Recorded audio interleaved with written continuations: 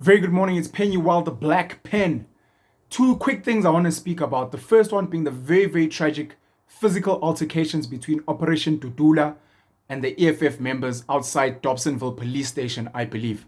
Operation Dudula is a group that has been around for a couple of years, which has been fighting for rights of the people on the ground. It has gained prominence recently with Untlantla Lux becoming its unofficial spokesperson. Untlantla Lux has been gaining a lot of hype in the country as a young leader, as a brave leader that is out there fighting for some of the people who have had their electricity cut off, fighting outside Maponya Mall during the looting that happened last year, and now recently having partnered with the guys at Operation Dudula to make sure that they try and get rid of illegal foreigners, undocumented immigrants. We've had the president of the country, Cyril Ramaphosa. We've had Julius Malema, who is the leader of the EFF, speaking about Operation Dudula being a criminal group, which is not true. As far as I know, and until someone else proves otherwise, Operation Dudula has not killed anyone, has not beaten up anyone. They have been out protesting in the streets, trying to hold the police accountable, trying to hold our politicians accountable to ask what is happening at Home Affairs, what is happening at the South African Police Services, why do we have issues and why do we have so many undocumented foreigners that are coming in here, taking people's jobs, that are coming in here pushing crime, selling drugs, trafficking children, etc., etc. I've made videos before speaking about the fact that I, personally as Penwell, am willing to work with anyone, illegal foreigner or not, as long as you are within my value system. That means you're not committing crime. That means you're not here to destroy. As long as you're coming to add value in my life, I'm willing to work with you. Because there are many local South Africans that are criminals, that are pushing drugs, that are raping, that are trafficking human beings. But that's me.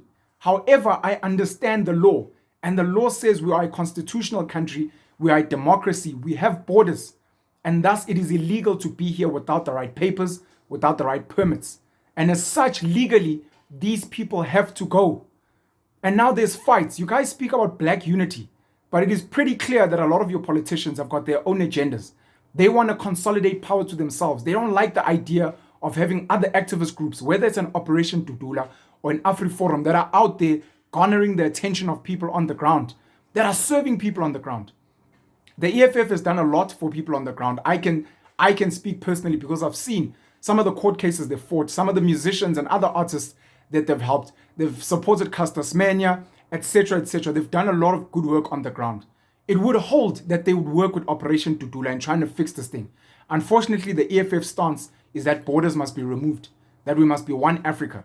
But for that to happen requires a big sit down and to get South Africans democratically to agree. You can't force people to buy your agenda in a democratic country unless you are fundamentally saying, as the EFF, that no, we don't care what the masses say about foreigners. We want to open the borders. So that becomes a very big bone of contention. And I think it's one of the reasons that the EFF is going to lose some votes in the national elections, because I know personally I do not support the borders issue. If Julius Malema, Floyd Shibambu, Mbuiseni Ndlozi, Mam Kaula, God Ukadi, and all these other EFF members are comfortable to live within a home, with a fence, within an estate, with security and all these things, and they say they do that for security, it's hypocritical for them to be comfortable with removing borders when other people who live in townships and in squatter camps and formal settlements don't have the same perks and securities that they have. That's the first issue. The second issue, guys, is I know we speak a lot about the land, but you have to take accountability for your life. One of the things you have to understand is that the African National Congress, the ANC, negotiated with CODESA.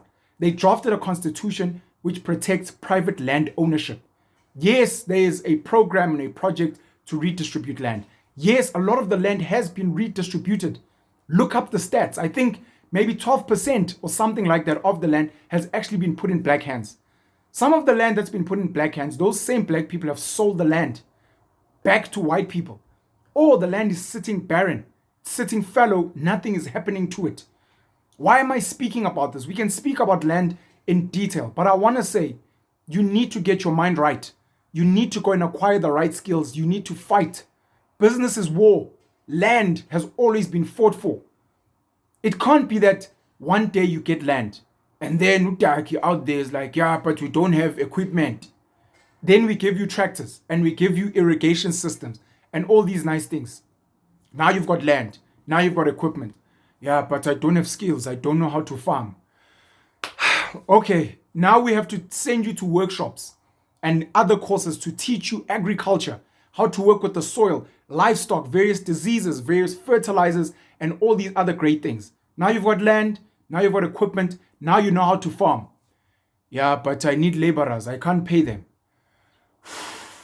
Okay, so now we'll give you labor. We'll give you farm workers that will come and work on your land for free. Now we've given you land, we've given you equipment, we've given you skills, we've given you free labor. Now you're working. Now you're farming. What's your next complaint? Yeah, but I don't have a market. Who am I going to sell to? I've got all this produce, but I don't. It can't be that you're going to be spoon-fed at every single step of the way. It can't be. Because it means you fundamentally don't deserve what you have. Some of you that speak very loudly and beautifully about the land, we want our land back, Israeli to whatever.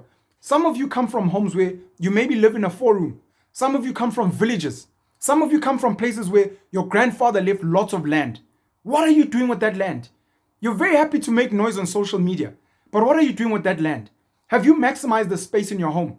Have you expanded the house? Have you built rooms at the back that you can rent out and make money?